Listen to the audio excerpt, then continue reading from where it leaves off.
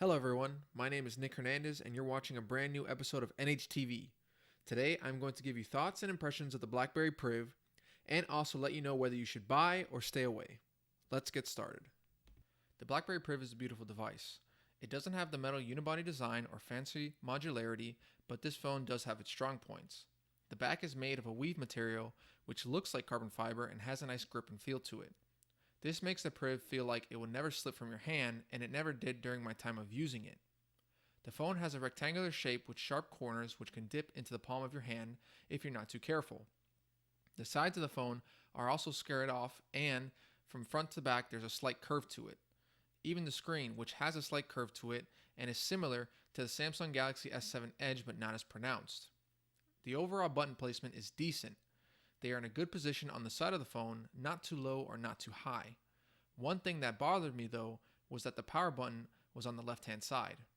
This is uncomfortable for right-handed users, and it just feels like BlackBerry wants users to use the center button. I would often mistake it for the power button but end up turning the phone on silent. The phone does feel heavy in the hand, which is good and bad. Good because it feels sturdy and strong, and bad because it takes away from the comfort of the phone. Part of this reason is because of the physical keyboard. That's right, a physical keyboard. Because after all, it is a BlackBerry, and what is a BlackBerry without a backlit physical keyboard? Slide up the front portion of the phone and you reveal this QWERTY keyboard in all of its glory. One note about the slider is that it feels like it will last over time, even if you develop a habit of opening and closing every moment like I do. It also makes a satisfying sound at each open and close.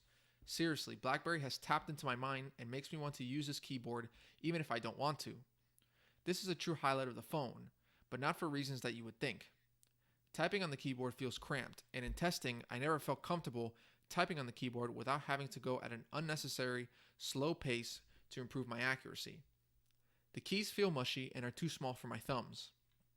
Oftentimes, I would only use the physical keyboard for short tasks and the on-screen keyboard for longer messages and emails. Besides typing, the keyboard is an excellent trackpad. You can use the keyboard to navigate your home screens and apps, and the feel is unmatched. It feels nice to glide over the keyboard, and the added screen real estate by using the keyboard as a trackpad over your finger on the screen is something I would truly miss.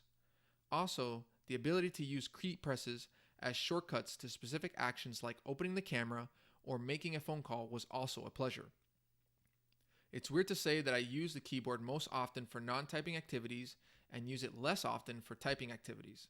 Not sure if this was BlackBerry's intent, but it worked for me. Since there is added screen real estate due to the keyboard, let's talk about the display.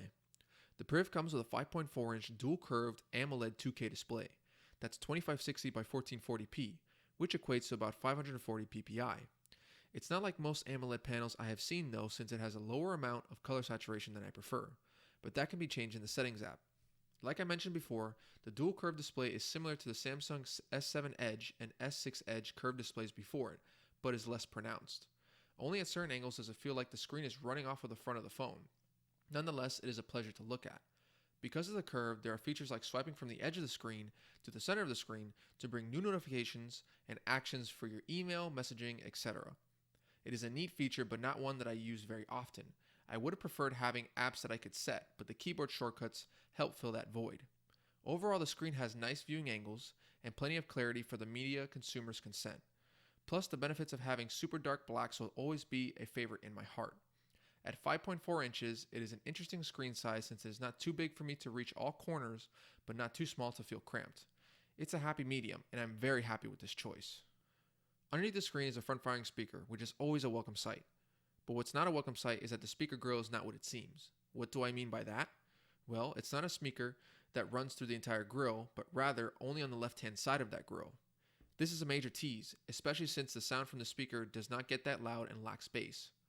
I was really excited when I first saw the phone with the large speaker grill, and then immediately disappointed to hear the sound, but at least it's on the front of the phone. So good job on that, at least, BlackBerry. Here's a short clip of the sound produced by this front-firing speaker.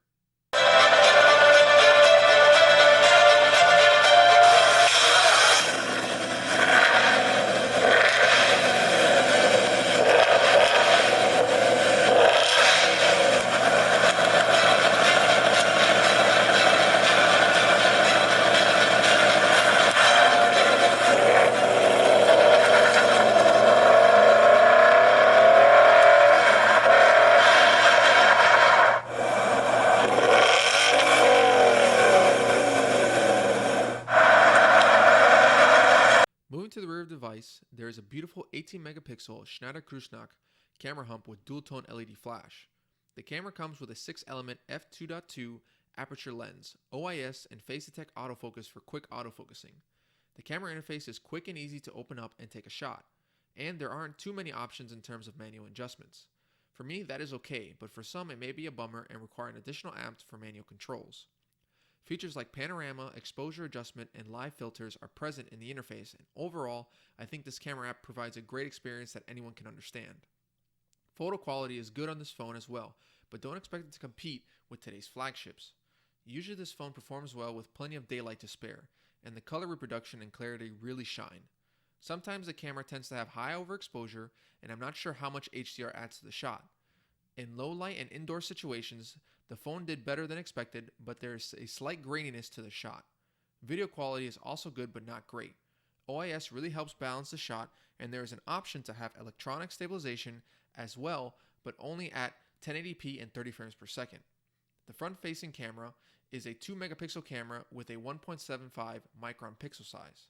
Shots from the front camera just don't have much detail and should only be used for quick selfie shots and not professional selfie enthusiasts, if there is such a thing. What really excels on this phone is the software.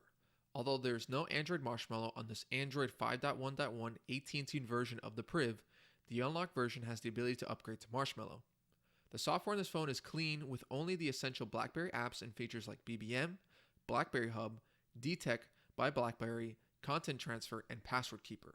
We all know that about BBM, but let's talk about BlackBerry Hub. The BlackBerry Hub allows for multiple accounts across social media, email, and even your own messaging apps like BBM to display notifications and serve as a single place to see all of your social information.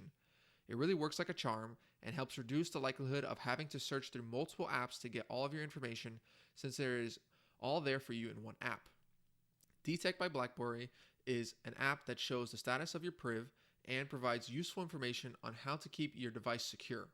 For example, it provides information on which apps are accessing different hardware components of your phone, and you can set notifications to pop up if a specific app is trying to access your camera, contacts, location, etc. It also detects if you have set any features on your device that may breach the security of your phone. I think the best part about it is that it's not in your face like other apps in the Play Store, like CM Security, Kaspersky, or Norton. It just works in the background and works well. Password Keeper works as an app to keep all of your password information secure and for your own eyes. It even allows for you to generate new passwords that you can use for your accounts and measure the security of those passwords, with red being the lower security and green being the highest security. Besides apps, I really enjoyed BlackBerry's take on the notification tray. When you slide down on this tray, there are options to segment your notification by the specific app in the phone. This is good when you have notifications and don't want to be sliding up and down to find the notification you're looking for. There are some neat software tweaks up the Priv sleeve as well. One trick is the ability to change your icons for added customization without the need for a third-party launcher. I currently rock the bulk icon pack and I think it's slick. If you want to check it out, I'll leave a link in the description below. Another cool feature is pop-up windows. On your screen, there are certain apps that have 3 dots underneath them. If you swipe down on those apps, a pop-up window that functions like a widget will allow you to see quick information inside of the app without having to open it. I personally enjoy this for my Twitter and messaging app, but there are others that use this feature too. Swipe up from the home button and you're greeted with not only the Google search launch but other 2 launchers as well on each side that can be customized to your liking. In the settings, there are also features to control notification settings across all apps and the ability for smart gestured controls, like flipping the phone on its screen while resting on a surface when it is off to activate a power saving mode, or the ability to keep the screen on when you're still holding the phone even if you have not touched the screen.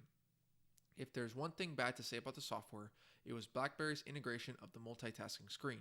It is a little confusing to read since each box is a different size.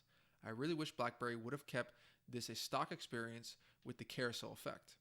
The software experience was really enjoyable during my testing. I feel that this phone will be the one that I would truly miss from a software standpoint, which can't be said about any phone. The Priv is powered by a 64-bit Snapdragon 808 processor with an Adreno 418 GPU and 3GB of RAM. At the time of the release of this phone, the processor was not the latest and greatest available to flagships, but with problems to the Snapdragon 810 processor, it is understood why BlackBerry decided to go with this SoC. Performance is smooth though, as most processors beyond the Snapdragon 801 have been able to provide a smooth experience.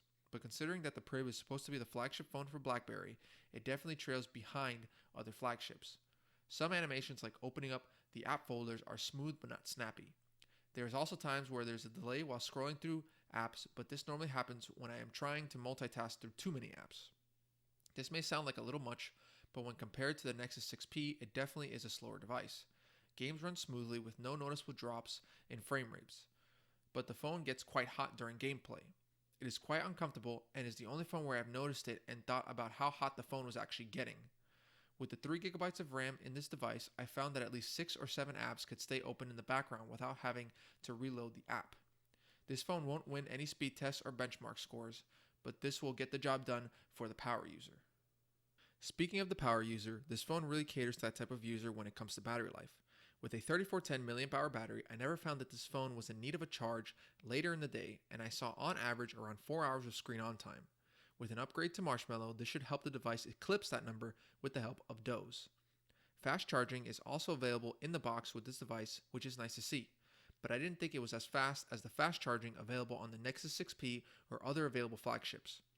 But when the battery lasts all day long, who really cares? One cool trick about this device is the charging screen when the device is off. The edge of the display shows a cool color effect to show how long the device needs to go to charge, which is always a nice visual appeal and makes good use of that curved display. The Priv comes with 32GB of storage and micro SD card support up to 2TB as well. I really like that the storage option was 32GB as opposed to 16GB, and the option of the micro SD card support means you can take photos and upload them on the SD card on the fly.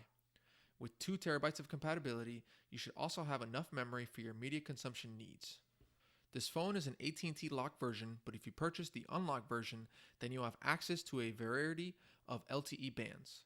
If you're planning on purchasing this device, just make sure that your carrier LTE bands match the unlocked phone LTE bands and you will be good to go. Call quality on the AT&T network is a clear experience, and I rarely found that the device was dropping phone calls or that the other person could not hear me on the other line. At launch, this phone was priced at $699 and only came in one color, black. Today, the phone retails on BlackBerry's website for $650 and still only comes in one color. It is slightly unusual that BlackBerry would only stick to one color, but the current color speaks to a business person's mentality. The retail price of this phone is just too high at this point, but if you are willing to shop around, you can score a great deal on this device.